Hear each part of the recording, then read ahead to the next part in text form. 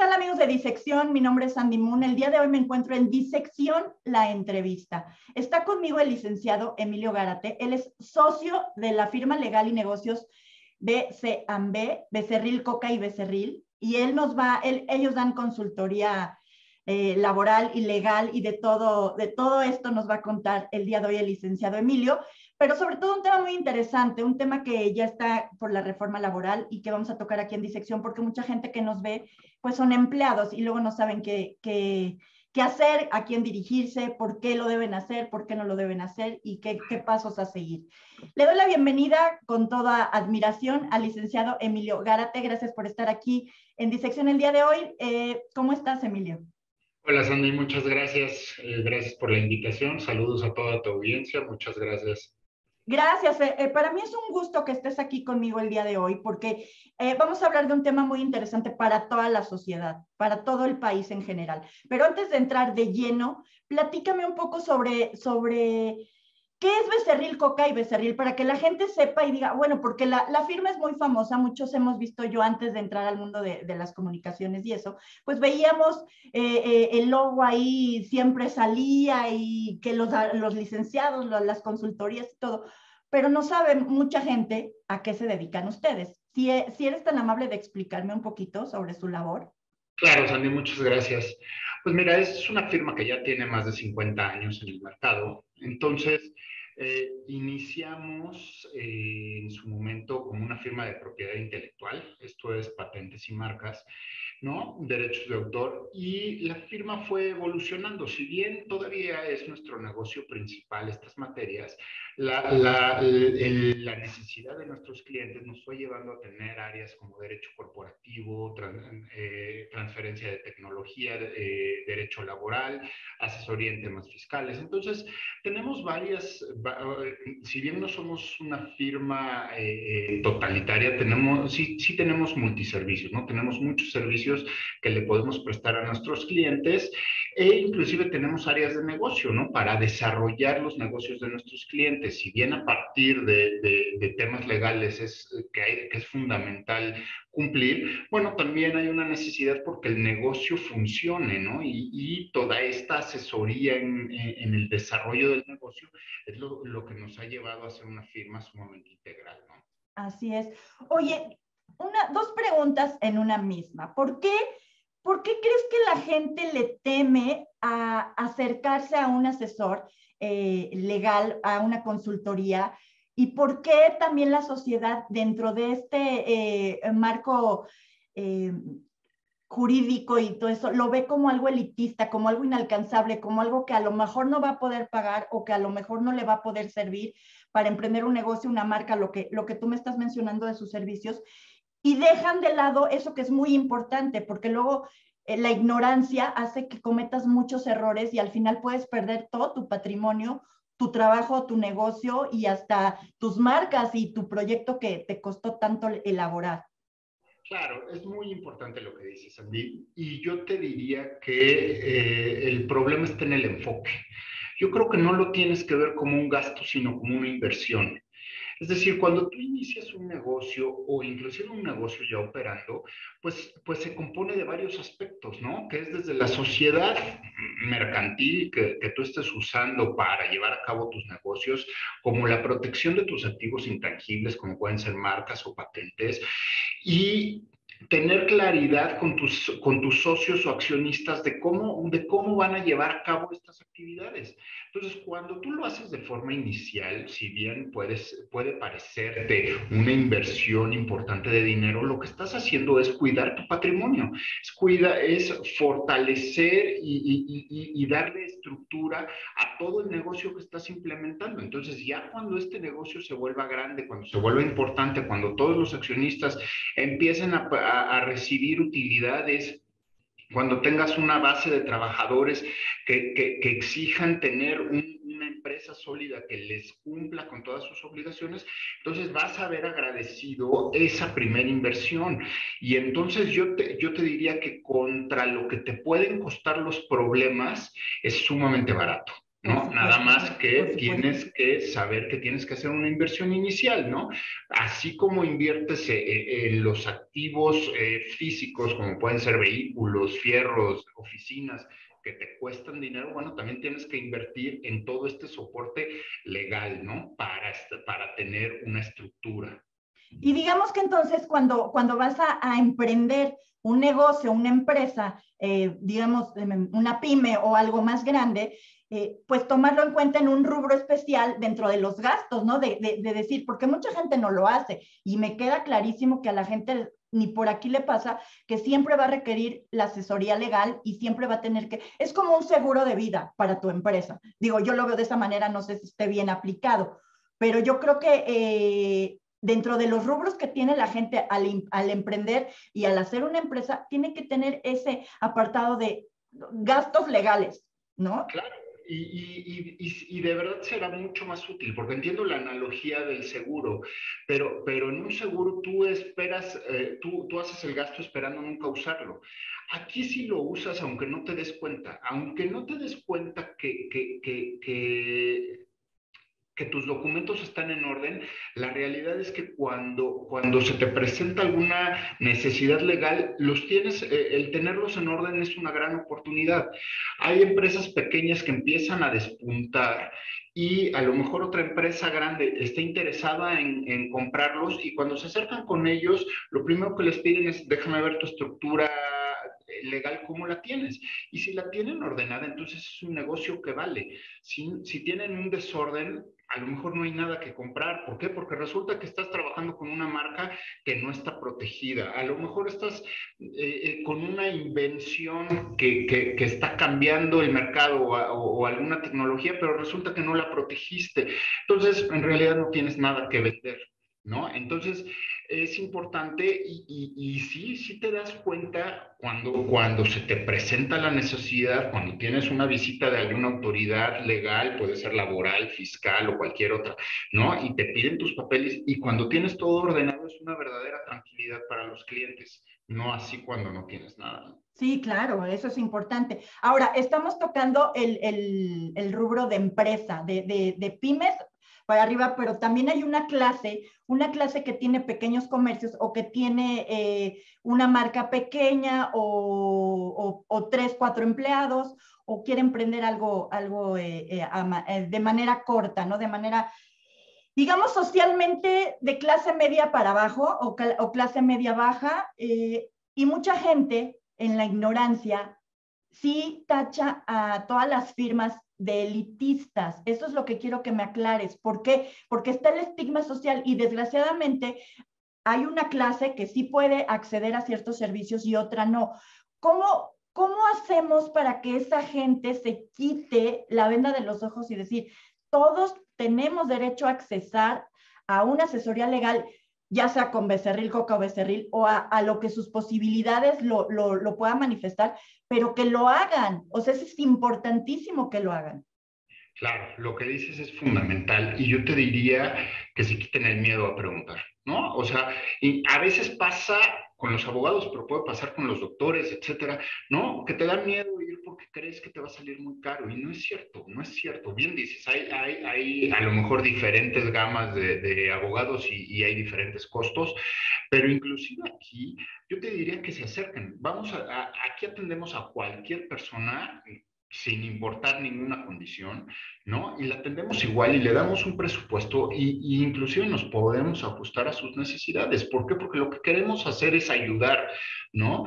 Y entonces el hecho de ayudarlos hace una sociedad más próspera y cuando ese negocio crezca van a seguir con nosotros y entonces a lo mejor ya no estamos atendiendo al negocio de la esquina que tiene solo una marca, sino a alguien que ya creció y ya tiene 3 o 4 marcas y su empresa ya es más sólida. Y entonces crecimos juntos y es un cliente que se va a quedar con nosotros porque nosotros empezamos con él desde que era pequeño.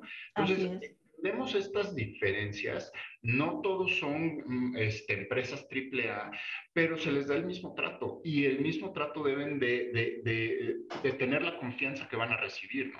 Eso es maravilloso porque tocaste un punto indiscutible, que es, les da pena, les da vergüenza o sabes qué pasa, que luego acaban humillados. O sea, hay mucha gente que no se acerca a bufetes de abogados, a firmas legales, llámense de mucha trascendencia o alguna firma mediana. ¿Por qué? Porque también está la creencia de que los abogados te miran por arriba del hombro y entonces la gente no se acerca. ¿Por qué? Porque qué vergüenza, me va a humillar, me va a discriminar, me va... Entonces es bien importante que me estés aclarando que Becerril, Coca Becerril, no hay distinción, no hay raza, no hay discriminación. Tratan a las personas como algo importantísimo que todos deseamos, Emilio, es como seres humanos, de tú a tú, porque eso es lo que la gente estamos buscando ahorita y muchas veces nos hemos dado frentazos porque no lo encontramos.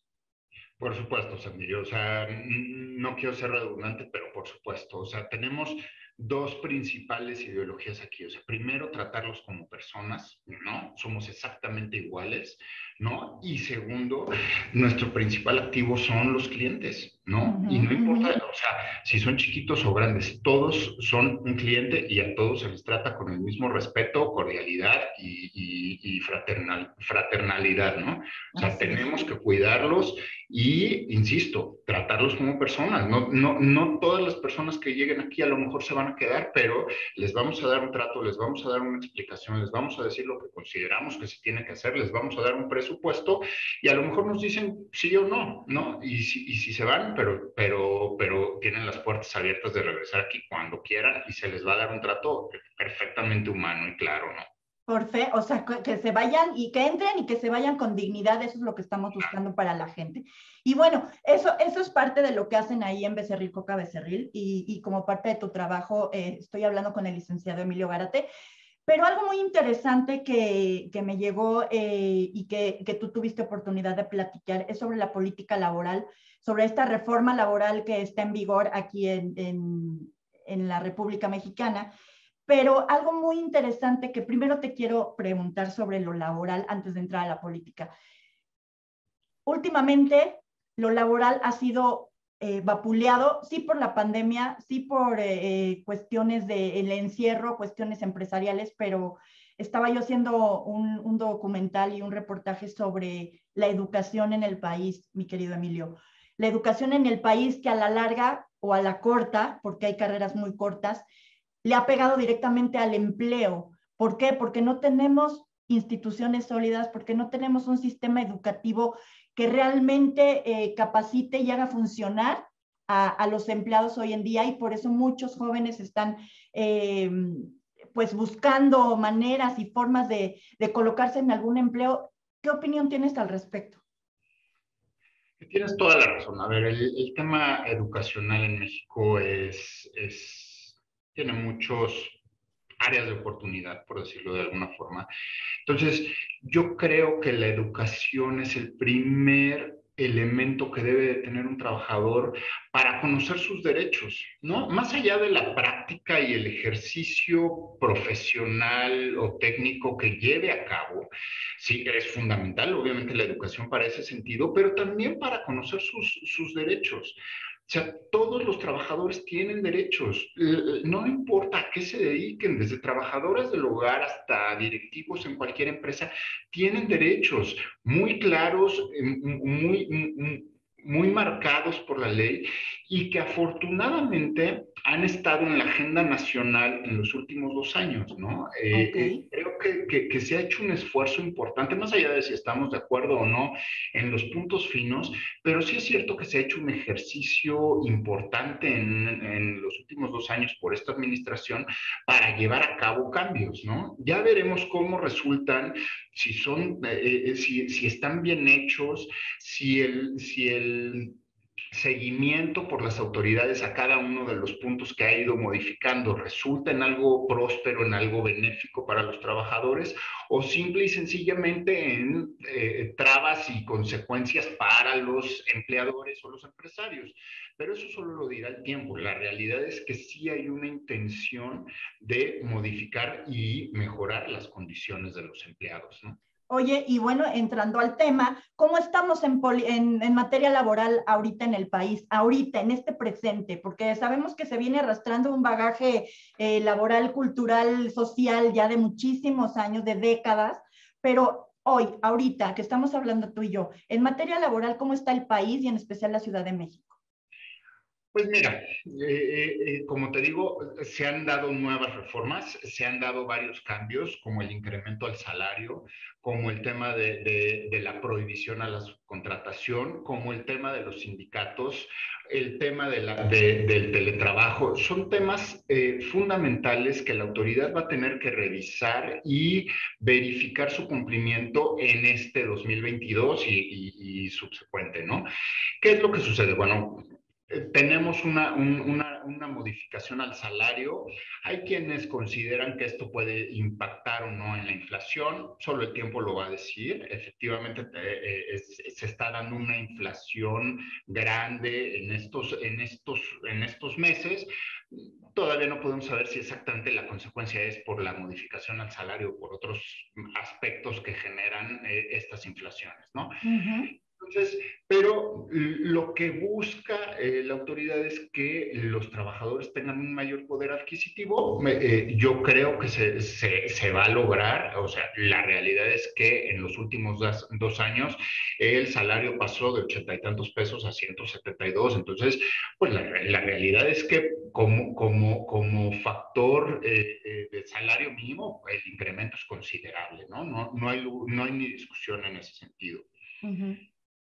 Ok. Ahora, los aspectos que tenemos que verificar, este tema del COVID no termina de concluir o es algo con lo que vamos a tener que convivir, ¿no? Entonces, las empresas tienen que invertir en tener un teletrabajo o un home office adecuado a las necesidades de cada una de las empresas, pero la realidad es que es fundamental que lo tengan. Ya no creo que podamos regresar, ninguna Ujú. empresa es sano que considere que en febrero, en marzo, el día que tú me digas, vamos a regresar el 100% de la planilla a un trabajo de 9 a 5. Eso difícilmente va a pasar porque en 15 días después vuelve a haber un brote y entonces regresan a los niños a las escuelas y las mamás o papás, ¿no? No es indistinto de algún género, tienen que regresar a cuidar a sus hijos,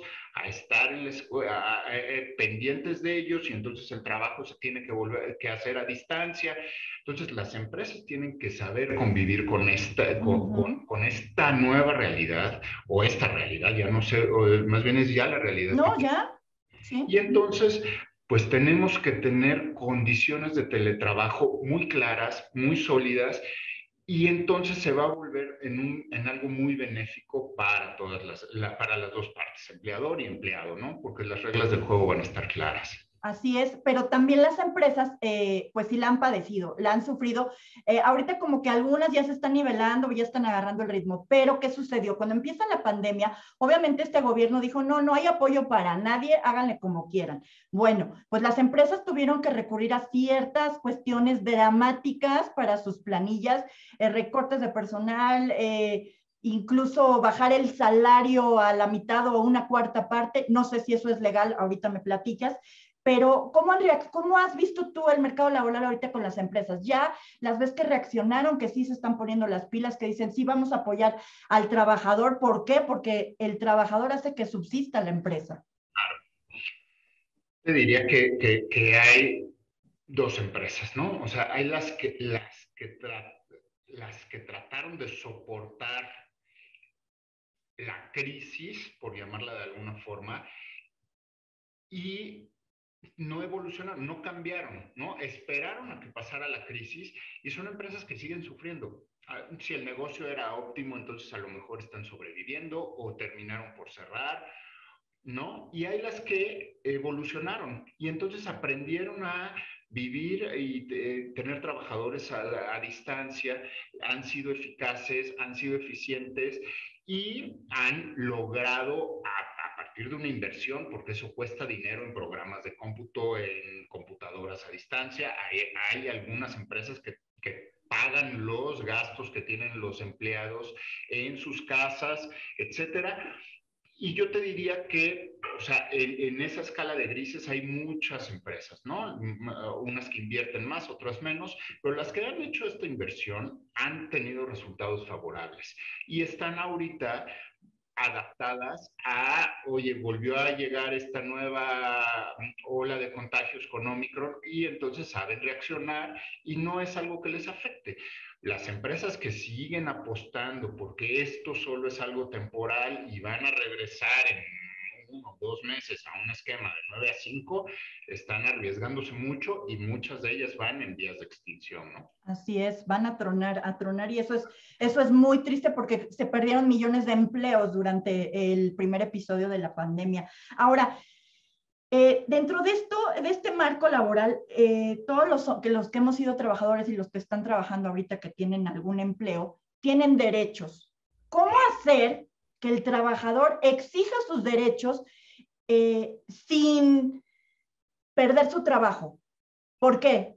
Porque yo como ex empleada que fui, afortunadamente ahorita pues yo cuento con mi negocio propio, que es lo que ves que estoy haciendo, que es Disección TV, pero cuando yo fui empleada años atrás, te daba miedo acercarte para pedir cualquiera de tus derechos, o sea, pedirlos, no exigirlos.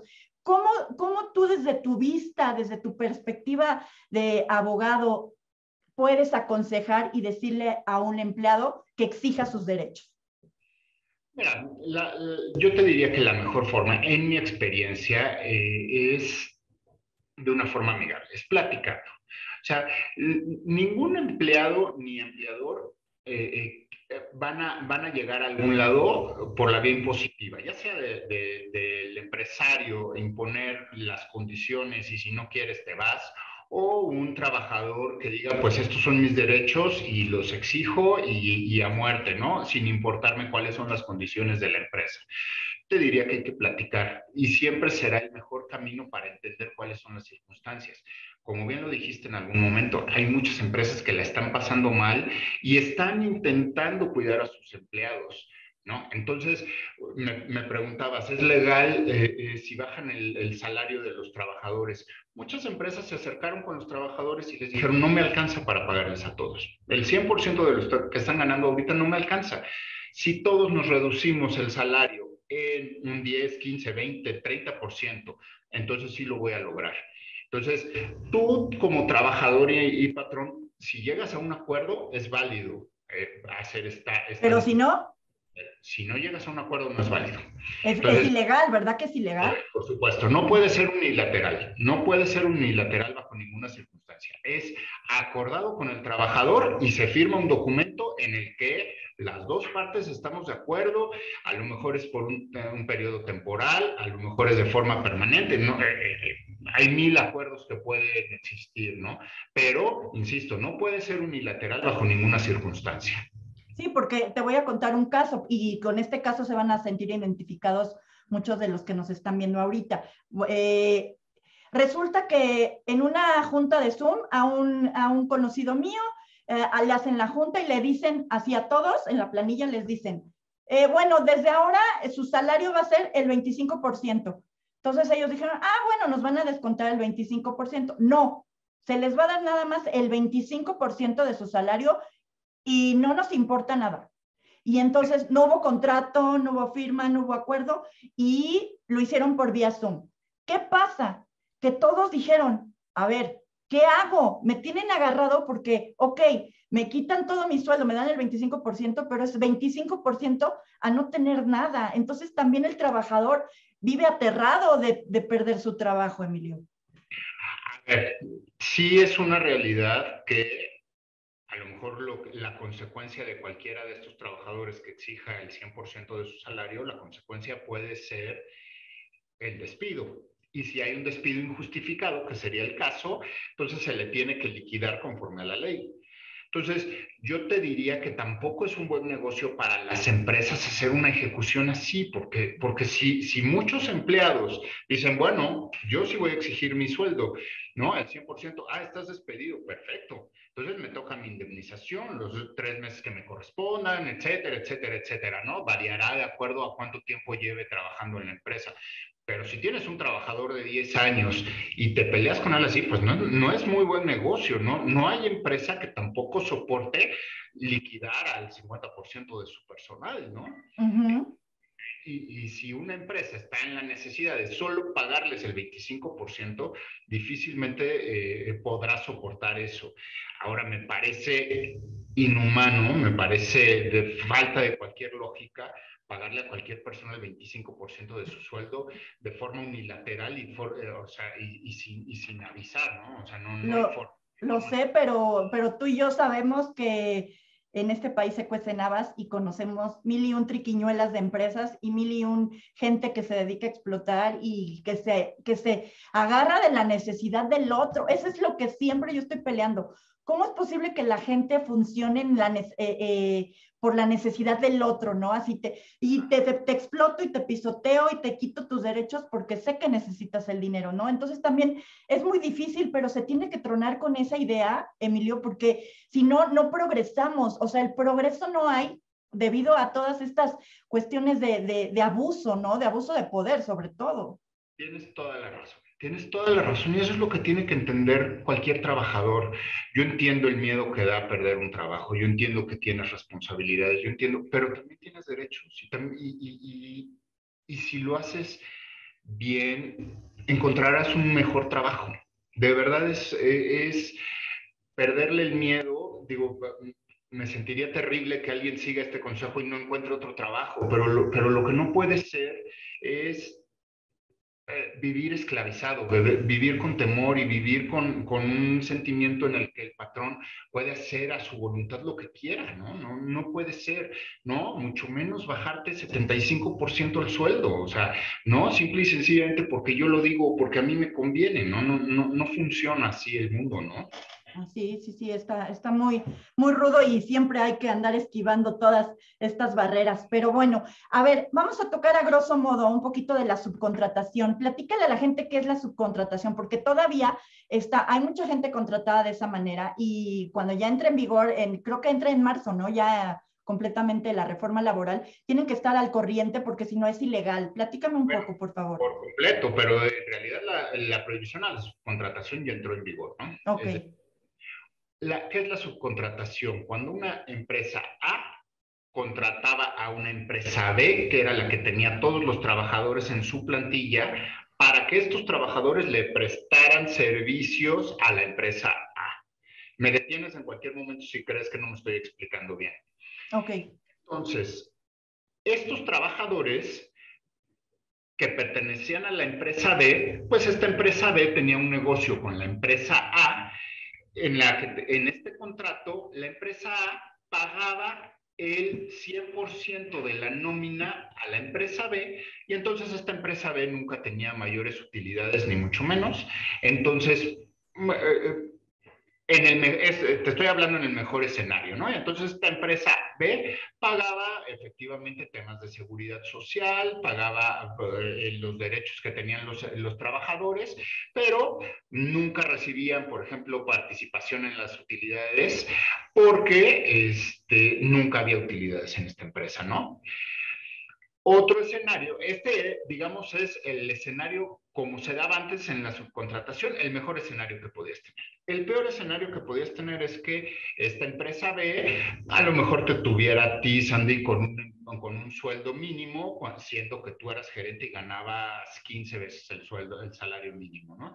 Entonces, el día que tú ibas y hacías una demanda, pues el Seguro Social te decía, pues no, tú estás aquí con un sueldo mínimo, ¿no? Entonces, todo lo que tú creías que tenías acumulado, que todo lo que se iba a tu afore, etcétera, pues resulta que era bajo el salario mínimo. Entonces, esta era una práctica común, desgraciadamente, que se erradicó con la reforma del año pasado. ¿Qué pasó el año pasado? Que dijeron la subcontratación está prohibida. Ok. Sí, tal cual. Tal cual, la Tal cual. subcontratación está prohibida. Hay excepciones. ¿Cuáles son estas excepciones? Que sea un servicio especializado. ¿Y qué es un servicio especializado? Un servicio, algo que no sea el giro de tu empresa, algo que no sea el giro de la empresa A. si tú en disección te dedicas a la comunicación, etcétera, no puedes contratar ningún servicio relacionados con temas de comunicación. Ahora, ¿qué pasa? Oye, voy a contratar en disección a una empresa de limpieza. Perfecto. ¿Está dentro de tu objeto social? No. Entonces, vas a contratar a una empresa dedicada a esa materia específicamente. Pero no solo eso, esa empresa tiene que estar debidamente registrada de las autoridades laborales en el REPSI, ¿no? Perfecto. Entonces, ¿y qué consecuencias tiene que tener el REPSI? Bueno, que tanto disección como la otra empresa van a verificar que se cumplan con las obligaciones sociales hacia los trabajadores, que se les den condiciones laborales adecuadas y que estén prestando un servicio adecuado a lo que se está contratando. Entonces, bajo estos escenarios es que sí es posible la subcontratación, pero como te digo, ahora es un caso de excepción, no es la normalidad. Así es, por eso hay que estar atentos a cómo nos contratan. Y bueno, ya sabes que el tiempo es corto, se va la vida y todo esto ha sido una plática muy interesante. Por último, quiero que le digas a la gente, ¿qué puede hacer cuando necesita una incapacidad por COVID? Porque aquí hay dos rubros.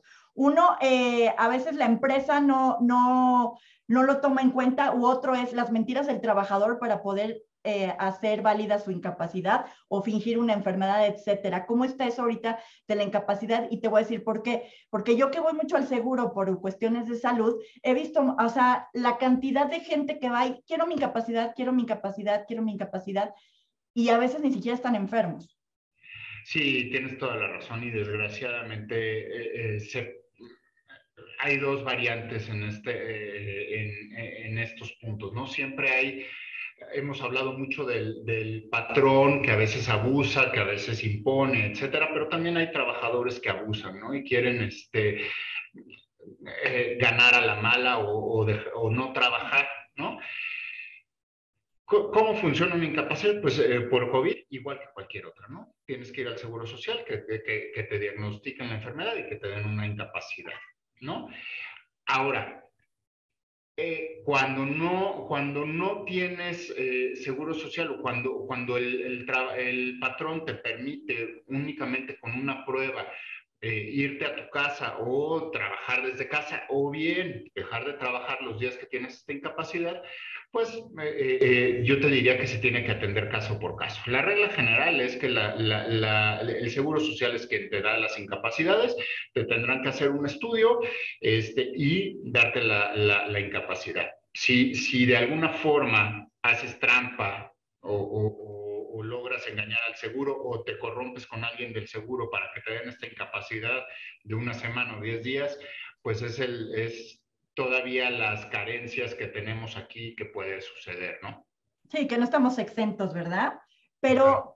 Pero para todo estos rubros laborales y toda la cuestión de asesoría legal, de marcas, de todo eso, está Becerril Coca Becerril, está conmigo el licenciado Emilio Gárate. Emilio, por favor, tus redes sociales, tu página web, ¿dónde los pueden localizar para que la gente se acerque cuando tenga alguna duda sobre su empresa y sobre su vida en general? Porque es importantísimo contar con asesoría legal.